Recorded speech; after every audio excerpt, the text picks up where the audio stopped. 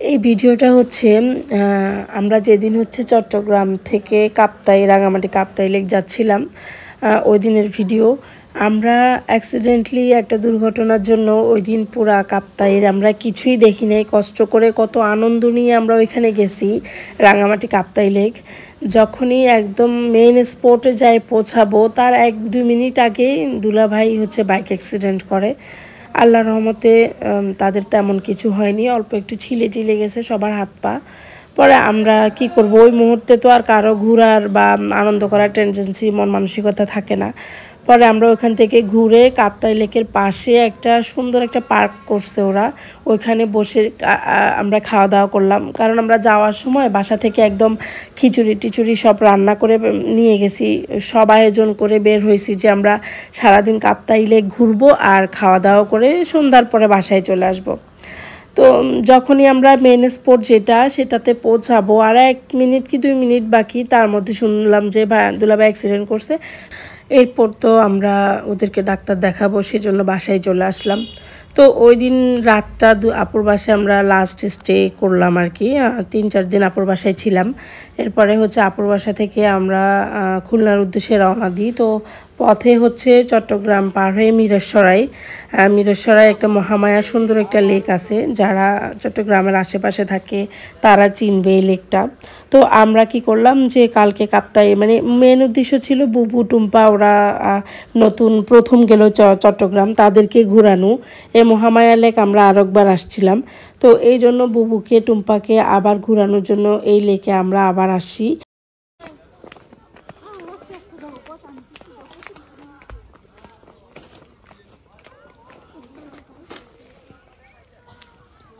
এই জায়গাটা, এই রাস্তাটা এত উঁচু, উঠতে গিয়ে একদম হাঁপিয়ে গেছি।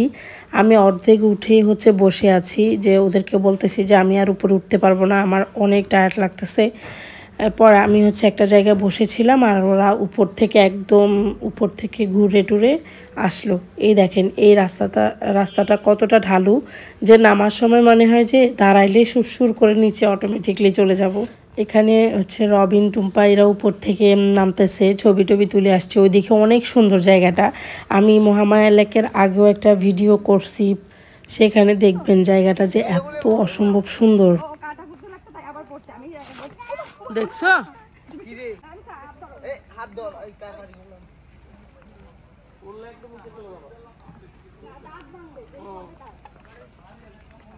রাস্তাগুলো অনেক উঁচু নিচুর, আমিসা পড়ে যেতে লাগলো। তারপর হচ্ছে ওকে ধরে ধরে সবাই নামালো। এরপর হচ্ছে নিচে এসে ওরা ছবি তুলছিল আর আমি একটু ভিডিও ক্লিপস নিচ্ছিলাম, কারণ ওই দিন খুব একটা ভালো করে ভিডিও করি নেই, এত ভালো লাগছিল না। কয়েকদিন ধরে একটানা ঘুরছিলাম, অনেক জার্নি টায়ার্ড ছিলাম, সেজন্য খুব একটা ভালো লাগছিল না। আমি বসে বসে থাকছি খালি, ওরা ঘুরতেছে আর আমি একটা স্পট পাইলে সেখানে বসার জায়গা পাইলে ওখানে বসে যাচ্ছি, এরকম অবস্থা।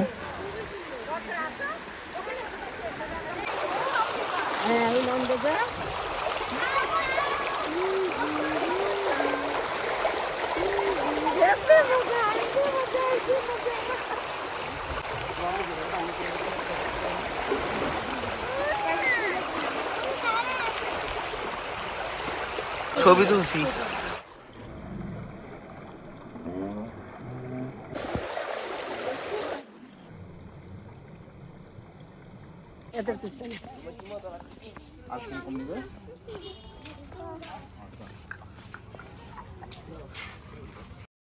এই জায়গাটা ভালোভাবে ঘোরার জন্য অনেক এনার্জি নিয়ে যেতে হবে, যেহেতু অনেক উঁচু উঁচু পাহাড় আছে এখানে। তারপর এক সাইডে একটা ঝর্ণার একটা স্পট আছে, যদিও আজকে আমরা সেখানে যাইনি। ওই যে বললাম না খুব একটা টায়ার্ড, মানে এখানে হচ্ছে আমরা শুধুমাত্র গেলাম বুবু টুম্পা ওদেরকে দেখানোর জন্য। যাই হোক, ওরা যেটুকু পারছে ঘুরে টুরে, এই যে আমরা এখন আমাদের বাড়ির উদ্দেশ্যে রওনা হলাম। এটা হচ্ছে আমাদের বাড়ির পাশেই একটা বর্ডার হাট বলে এটাকে। এই স্পটটায় হচ্ছে একসাথে 2টা বাজার বসে, একটা হচ্ছে ইন্ডিয়া বাজার, একটা বাংলাদেশের বাজার। একই জায়গায় 2 জায়গা থেকে বাজার বসে। তো বাংলাদেশের মানুষ ইন্ডিয়ার প্রোডাক্ট কিনে আর ইন্ডিয়ান মানুষ হচ্ছে বাংলাদেশের প্রোডাক্ট কিনে, যদিও এটা এখন বিভিন্ন ঝামেলার কারণে বন্ধ আছে।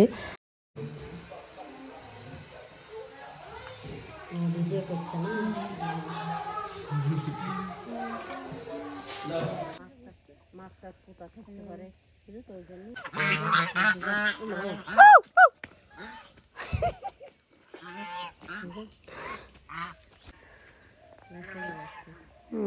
ডুব দিয়েছে একটা ডুবি আছে ও একটা পানির নিচে মারামারি করতেছে।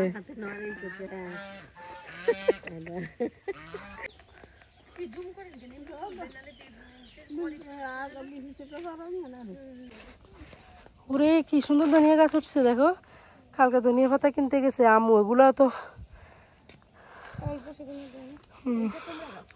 উফ সুন্দর মাশাআল্লাহ ডগা বাইরেছে, কি মোটা মাশাআল্লাহ। এটা হচ্ছে কাকরল না কাকরল না করলা, এটা হচ্ছে চিচিঙ্গা, খুশি খুশি বলো যে তোমরা, ঝিঙ্গা ঝিঙ্গা ফুল। দেখো বেগুন গাছ দেখো সুন্দর, ওরে মাশাআল্লাহ বেগুনও তো ধরছে। হ্যাঁ